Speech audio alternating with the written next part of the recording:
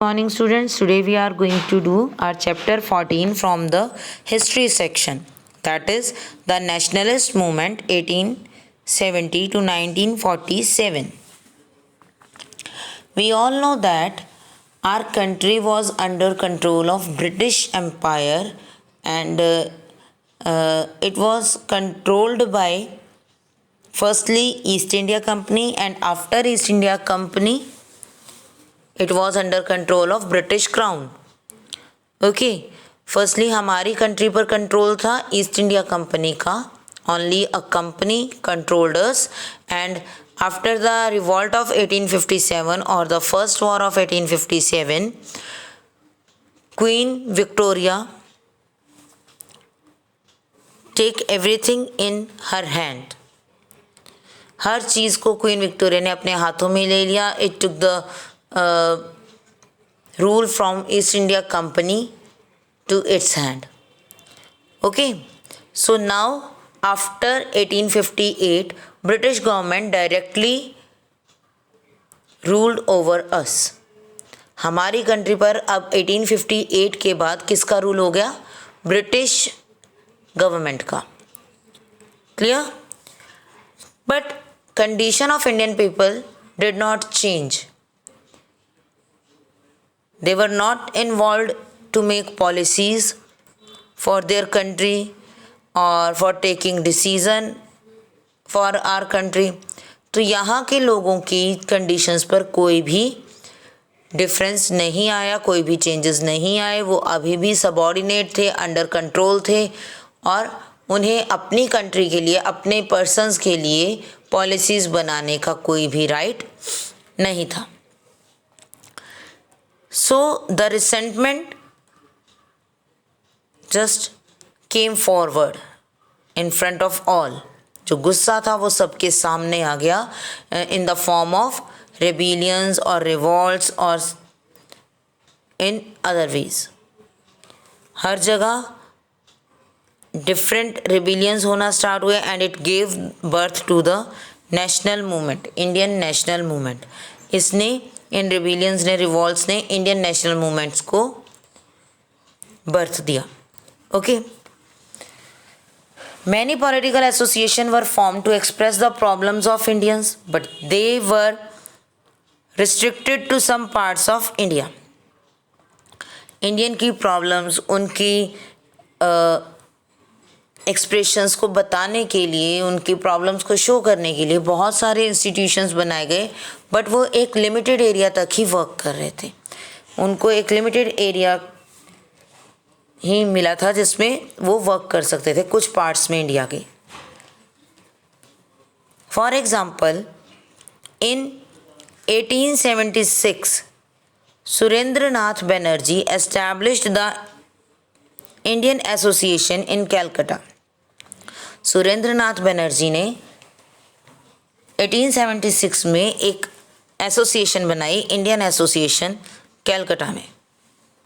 Okay, so these are the examples of institutions that were formed by Indians to show their problems or to express their feelings against British government. Clear? Now let's start with the first step, that is formation of Indian National Congress. We can consider it as the first step towards our independence. हमारे independence की तरफ हम इसे अपना first step लेकर चल सकते हैं. इंडियन नेशनल कांग्रेस, जो आजकल हम जिसे कांग्रेस पार्टी बोलते हैं, तो Indian National Congress was formed in 1885 by A.O. Hume. ठीक है, Indian National Congress was formed in December 1885 by A.O. Hume. He was a retired British official.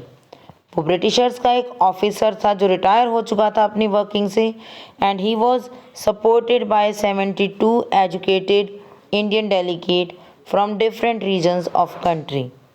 The first meeting of Indian National Congress took place in Bombay under presidentship of W.C. Banerjee. Here we can see that both the persons AO Hume, that is Alan Octavian Hume, and Womesh Chandra Banerjee, जब जिसको हम WC Banerjee के name से जानते हैं, जिन्हें वो है व्योमेश चंद्र बनर्जी, और AO Hume is Alan Octavian Hume. Okay, so these were the two. AO Hume formed the National Congress and WC Banerjee presidized it for the first time in Bombay. Okay, and they formed this Indian National Congress with the help of 72 delegates from different region of the country. 72 जो पढ़े लिखे educated persons थे, उन लोगों ने मिलकर Indian National Congress form की थी. Okay, gradually the Congress became the backbone of the national movement. Congress ने बहुत इम्पॉर्टेंट एक रोल प्ले किया and it became the backbone. Backbone का क्या रोल होता है? It support our body, it helps us to move, to sit straight. Okay, तो same national movement में जो जितने भी वर्क हुए, जितने भी मूवमेंट्स हुई, वो इंडियन नेशनल कांग्रेस के लीडर्स ने की या इनके आसपास ही डेवलप हुई. Okay, so Indian National Congress is the center of the freedom fight.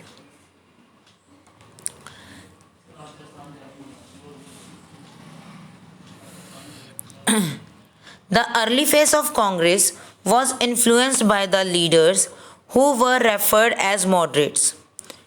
Firstly, जो लीडर्स इसे होल्ड कर रहे थे, जो इसकी वर्किंग को चला रहे थे, जो मेन लीडर्स थे कांग्रेस के, they were called moderates.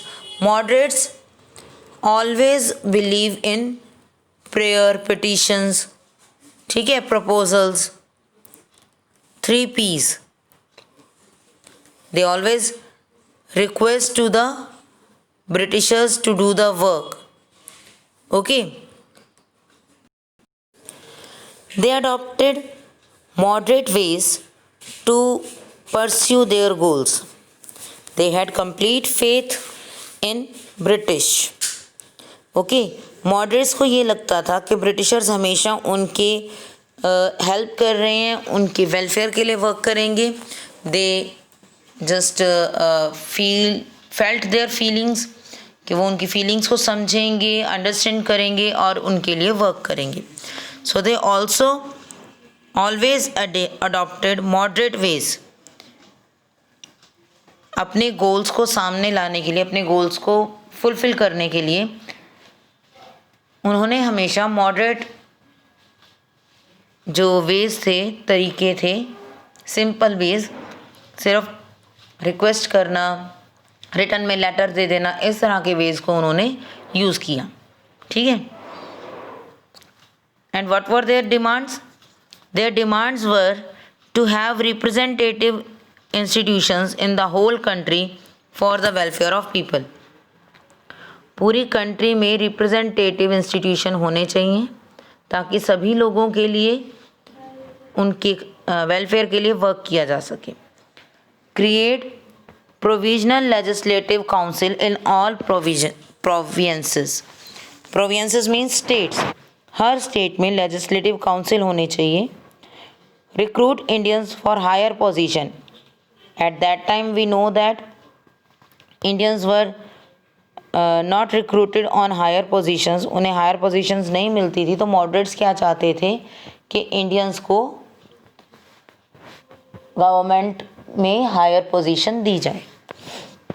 Civil service examination, जो आजकल हम ये IAS के एग्ज़ाम देखते हैं या दूसरे एग्ज़ाम्स देखते हैं, it was started at that time because Indian wanted to be the part of government, to be the part of administration, so they just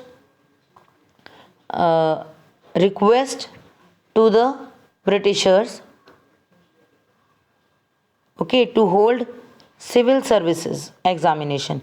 कि आप एग्ज़ाम लो, एग्ज़ाम के बेस पे अगर हम एलिजिबल नहीं हैं तो हमें मत रखना, और अगर हम एलिजिबल हैं then appoint us on that post. ठीक है, तो ये भी एक इशू था, ये भी एक डिमांड थी। Ensure the growth of Indian industries. Indian industries were declined or destroyed by the Britishers. We all know that. So moderates wanted to ensure the growth of Indian industries कि जो British company है या British government है वो Indian industries की development के लिए work करे। ओके, ये श्योर करे कि इंडियन इंडस्ट्रीज़ ग्रो करेंगी। Stop the drain of wealth to Britain. हमारे यहाँ से गोल्ड भी जा रहा था ब्रिटेन में, और we are purchasing things that are produced in Britain. तो इन सब से हमारे इंडिया का वेल्थ ब्रिटेन में ड्रेन हो रहा था। अगेन रॉ मटेरियल भी ब्रिटेन में जा रहा था, तो हर तरफ से हमें लॉस था। सो जो मॉडरेट्स से they wanted to stop the drain of wealth to Britain and the exploitation of Indian resources and people. India के लोगों को एक्सप्लॉयट ना किया जाए, ठीक है, और इसका एंड हो, ये भी एक डिमांड थी मॉडरेट्स की। Okay, and the main moderates were Gopal Krishna Gokhale, Dadabhai Naoroji, Surendranath Banerjee, Firoz Shah Mehta, Mahadev Govind Ranade, Badruddin Tayyab ji and others. These are the moderates. Who are these? These are the moderates. Okay, let's discuss again with the moderates कि moderates क्या करते थे, उनकी क्या demands थी। वो just request करते थे, they have full faith in Britishers. They requested for the higher post, they requested for the civil services exams, and to stop the drain of wealth to Britain, to stop the exploitation of Indians, to recruit Indian on higher jobs, higher positions, okay, and for creating provincial legislative council in all the provinces. हर province में, हर state में legislative council होनी चाहिए, ये भी उनकी demand थी। ठीक है, clear. So this is about the moderates. There are some other people, those were the member of Indian National Congress. हर तरह के लोग होते हैं, एक होते हैं बड़े सॉफ्ट होते हैं नॉर्मली कि कोई बात नहीं, रिक्वेस्ट करके हमारा काम हो जाएगा, वो लोग अच्छे हैं, हमारा वर्क कर देंगे, इस वे में बात करते हैं। और दूसरे होते हैं जो कहते हैं अच्छा नहीं करता, मैं देखता हूँ कैसे नहीं करता, इस वे में। ठीक है, लड़ के बात करवाना या अपने अकॉर्डिंगली वर्क करवाना, ये काम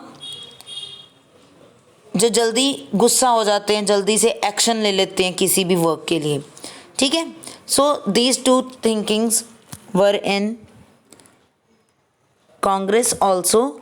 we have discussed one and now there is the second. They were called radicals.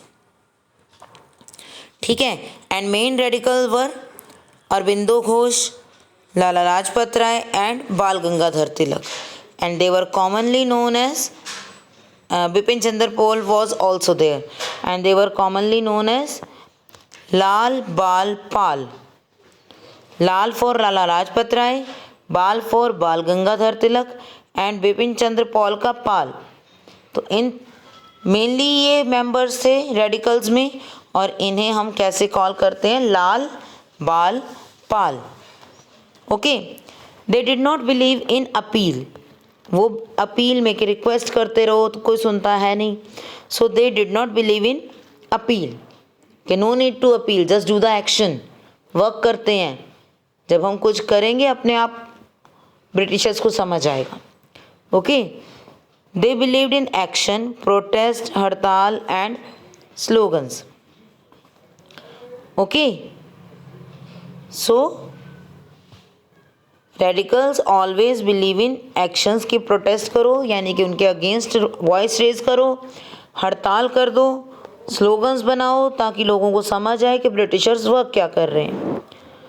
They propagated Indian culture and Hinduism, उन्होंने इंडियन कल्चर और हिंदुइज़्म को भी स्प्रेड किया लोगों में कि Hinduism is good, we are not backwards, हम backward नहीं हैं, जैसे ब्रिटिशर्स ने सबके माइंड में डाल दिया था कि इंडियन बैकवर्ड्स हैं, वो समझते नहीं हैं, उनको कुछ नहीं आता, मतलब इस तरह के कुछ कॉम्प्लेक्सेस को इंडियन के माइंड में डाल दिया था, इन्फीरियर कॉम्प्लेक्स। ठीक है, कि ब्रिटिशर्स सुपीरियर हैं, उन्हें सब कुछ पता है, दे वर इंटेलिजेंट। तो इंडियंस ने, यहाँ पर रेडिकल्स ने प्रोपोगेट किया इंडियन कल्चर को और हिंदुइज़्म को।